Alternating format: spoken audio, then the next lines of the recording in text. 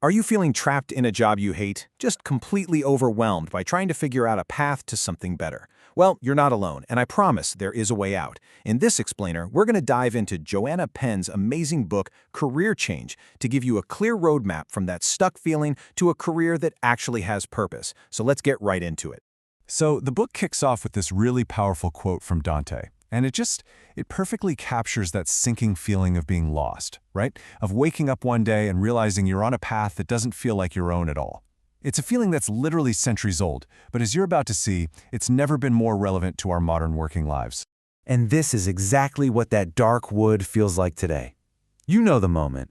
You're on the train or the bus, you're looking around at this sea of just blank, exhausted faces, and then you have that jolt where you realize your face is one of them. It's that silent dread of another Monday, another week of just going through the motions. Okay, first up, let's talk about the unhappy worker epidemic. The single most important thing to know is that this feeling, it is not a personal failure. It is a massive, widespread problem, and you are so far from being alone in this. According to one study, a staggering 60% of today's workers are unhappy in their current jobs. Just think about that for a second. More than half the people you work with probably feel the exact same way you do. And believe it or not, it gets even worse. Some surveys find that number is as high as 87% for American workers.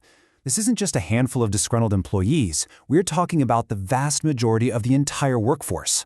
And this has some major real-world consequences. I mean, we're talking about 1 million people calling in sick every single day, and an economic cost of $150 billion a year in the US alone from things like stress and burnout.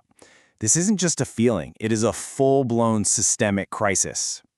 So, all of this leads to a much more serious question.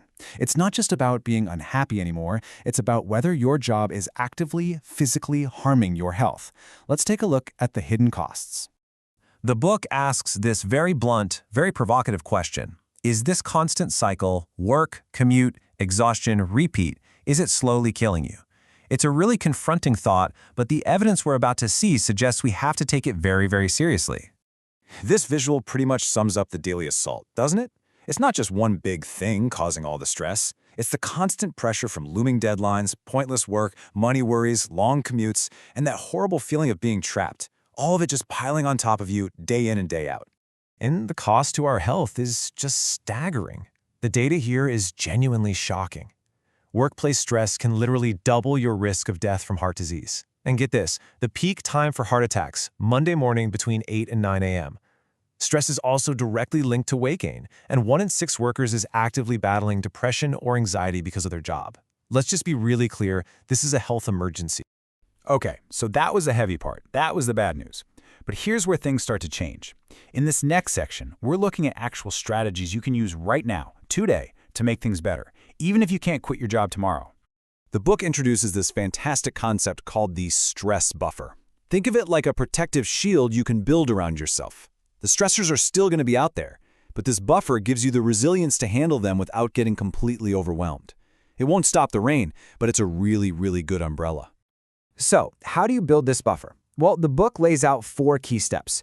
First, the physical stuff. Eat well and exercise. This isn't just about fitness, it's about building a strong immune system. Second, social support. Don't bottle it up. Talk it out with people you trust. Third, you've got to prioritize rest and sleep to recover. And fourth, and this one is a real game changer, build your self-efficacy. That's just a fancy term for the deep-down belief that you have the power and the skills to handle challenges and change your situation. Another huge strategy is lifelong learning, and this slide shows its impact perfectly. See the bottom path? That's John. He stops learning after school, and his opportunities just flatline. But on the top path, you've got Jane. She keeps learning, and just look at that curve. The gap between them isn't just knowledge, it's opportunity. Continuous learning is your ticket to new possibilities. And the best part is, becoming a learner is easier than ever. You can turn your commute into your own personal university with audiobooks and podcasts. You can explore thousands of free courses online. You can even ask about your company's training budget. They might actually pay for you to gain new skills. The point is to start replacing passive stuff, like watching TV, with active learning.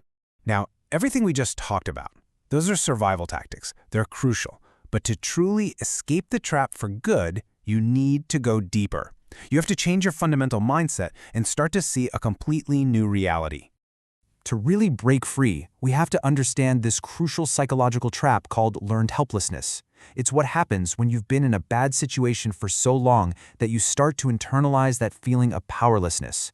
You actually stop looking for the open door because deep down you've convinced yourself it doesn't even exist. You've learned to be helpless. And this diagram shows exactly how that trap works in our minds. Learned helplessness convinces you that your reality is this tiny little blue box of limited opportunity. But the actual reality, what's really possible for you, is this vast, unlimited space outside the box. The only thing keeping you inside is that mental barrier. And this is what that mental shift actually looks like. On the left, you've got the trapped mindset. It's that voice in your head that says, I'm not qualified for anything else, or there are no other options for me. But on the right, you have the growth mindset. It's clear, it's open, and it's the voice that says, I can develop new skills, and most importantly, I have a choice. Breaking the trap starts right here, by changing this internal conversation. So why does this matter so much? I mean, why is this so important? Because this isn't just about a job, it's about your life. A nurse named Bronnie Ware cared for people in their last days, and she documented their most common regrets. And what was number one? This. I wish I'd had the courage to live a life true to myself, not the life others expected of me. And the other top regrets all tell the same story. I wish I hadn't worked so hard. I wish I'd had the courage to express my feelings. And, so simply, I wish that I had let myself be happier. Your career is so deeply connected to your life's happiness and your potential for regret. So, if you take just one single thing away from this whole explainer, let it be this simple, powerful truth. Your work life is a choice. Even when it feels like it isn't, even when you feel completely stuck, you are not powerless.